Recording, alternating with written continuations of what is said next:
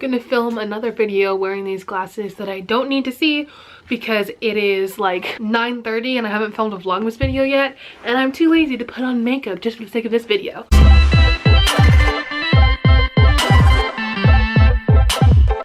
So today we are going to be doing how I save money / make money as a teenager. This was requested, so I figured it'd be a good thing to talk about because, as I mentioned in like my college / behind the scenes of my job video, I don't have an actual job.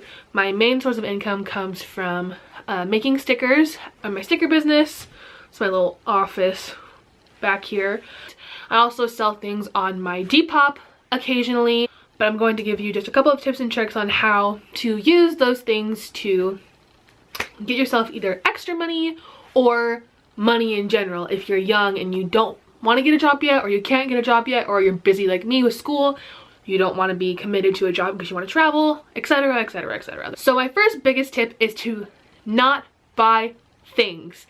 It sounds kind of like, Sydney, okay, makes sense, but seriously, you would not believe the amount of money that gets sucked up into random things. I've literally limited my spending on things to CDs and vinyl and like the occasional DVD, and I stick to buying things that are related to the things that I'm doing experience-wise, if that makes sense. So like, for example, I'm not gonna go online and order a bunch of merchandise, but if I'm at a show, I have money saved up, I'd rather buy the sweatshirt at the show, making it a part of the experience, so then it's all tied into the experience and less like you're just spending money on random things. As for saving for experiences, one of the best ways that I can do that is with, can't grab them, that was not very smooth, is these handy dandy envelopes. Now, I used to take all of my money out of my account every time I got it, anything digitally, and make it into cash so I could keep it in these envelopes, because for me, I have less of a hard time spending money on a card versus cash. This is my 8123 Fest envelope. That is a music festival that I'm going to in January, so next month, and this envelope used to have almost $400 in it. I would take money from my 3 different incomes and sort it into these envelopes. I used it to buy the Airbnb, my ticket to the concert, my plane ticket, and now I have about $35, most of this is ones, waiting so that I can make sure that I have money to spend on merchandise as well as food and stuff while I'm there. Obviously $35 isn't enough, I'm gonna keep saving, but this is just the cash that I have left. The envelope thing, I seriously think is a great idea. If you're having trouble keeping money on your card, like you spend it quickly on your card, take it, tuck it in an envelope, and don't touch it unless it's for this. But other envelopes I have a Greta Van Fleet themed envelope. I'm going to see them in Seattle, so I've been putting away some money in here. And then I also have a concert emergency fund, which is currently empty. I'm kind of just keeping that on my debit card right now, just because I'm trying to make the switch over from cash to credit. Probably the most important envelope is my future envelope, which is hopefully money that I'm going to use to move out. Another tip that I have is to get a jar and put your coins in it. Right now it is empty because I just dumped it out, but I literally take all my change from everything, I keep track of it, put it in here, and then every once in a while I will empty it, count it, and take it in for money. So I've literally just been throwing pennies in here, and the last time I counted everything it was $15, so that's $15 I didn't have before, and it didn't take any extra effort. So keep track of your change, it's not worthless. So now on to my 3 sources of income. We have first my sticker business.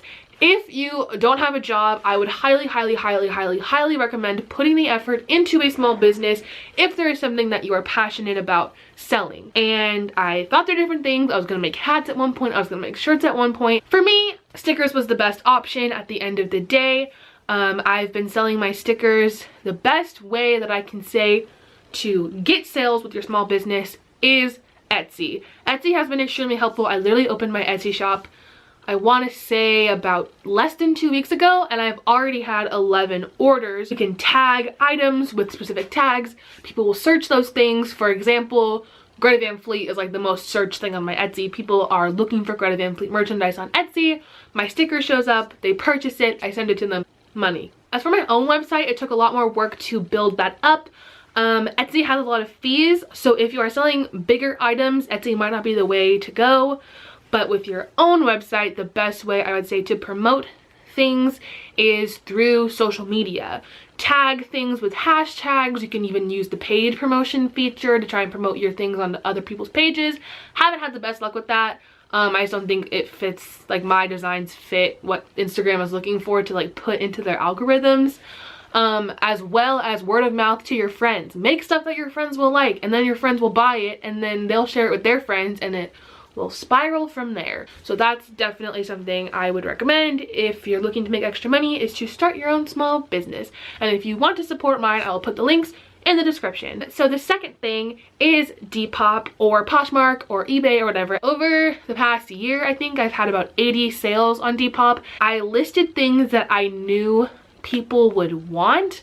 If you just list like random clothes, random makeup, random shoes, it might not sell. But what I did is I took like Disney things that I know would sell. I knew certain Tsum Tsums, certain pins, certain merchandise. The first thing that I sold on Depop was my Shelly May bag that I bought in Tokyo.